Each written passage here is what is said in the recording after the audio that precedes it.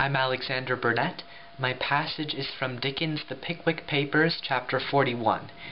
In this passage, Pickwick and Sam Weller have just been incarcerated and are being walked through the prison by Tom Roker.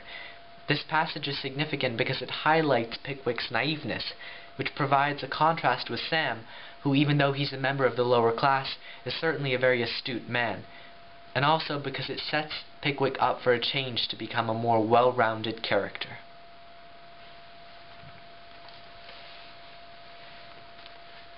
Mr. Tom Roker, the gentleman who had accompanied Mr. Pickwick into the prison, turned sharp round to the right when he got to the bottom of the little flight of steps, and led the way through an iron gate which stood open, and up another short flight of steps, into a long narrow gallery, dirty and low, paved with stone, and very dimly lighted by a window at each remote end. "This," said the gentleman, thrusting his hands into his pockets and looking carelessly over his shoulder to Mr. Pickwick, "this here's the whole flight." "Oh," replied Mr. Pickwick, looking down a dark and filthy staircase, which appeared to lead to a range of damp and gloomy stone vaults beneath the ground. And those, I suppose, are the little cellars where the prisoners keep their small quantities of coals. Unpleasant places to have to go down to, but very convenient, I dare say." "Yes, I shouldn't wonder if they was convenient, seeing that a few people live down there pretty snug." "That's the fare, that is." "My friend, you don't really mean to say that human beings live down in those wretched dungeons, don't I?" "And why shouldn't I?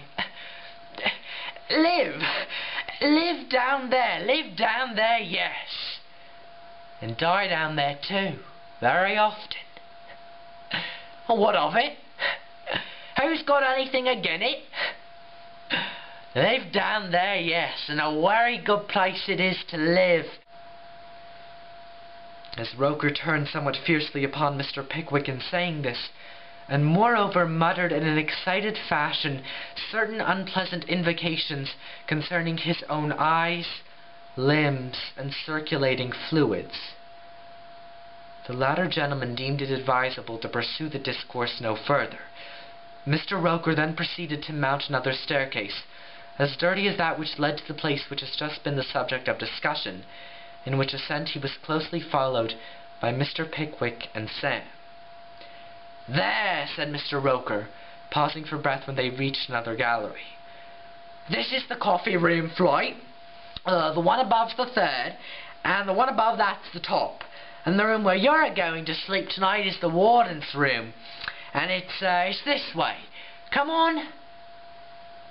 Having said all this in a breath, Mr. Roker mounted another flight of stairs with Mr. Pickwick and Sam Weller following at his heels. The guide, having at length reached another gallery, led the way into a small passage at the extreme end, opened a door, and disclosed an apartment of an appearance by no means inviting, containing 8 or 9 iron bedsteads. "There," said Mr. Roker, holding the door open and looking triumphantly round at Mr. Pickwick. "There's a room." Mr. Pickwick's face, however, betokened such a very trifling portion of satisfaction at the appearance of his lodging, that Mr. Roker looked for a reciprocity of feeling into the countenance of Samuel Weller, who until now had observed a dignified silence. "There's a room, young man." "I see it," said Sam, with a placid nod of the head. "You wouldn't think to find such a room as this in the Farringdon Hotel, would you?" To this Mr. Weller replied with an easy and unstudied closing of one eye, which might be considered to mean either that he would have thought it, or that he would not have thought it, or that he had never thought anything at all about it, as the observer's imagination suggested. Having executed this feat and reopened his eye, Mr. Weller proceeded to inquire which was the individual bedstead that Mr. Roker had so flatteringly described as an out-and-outer to sleep in.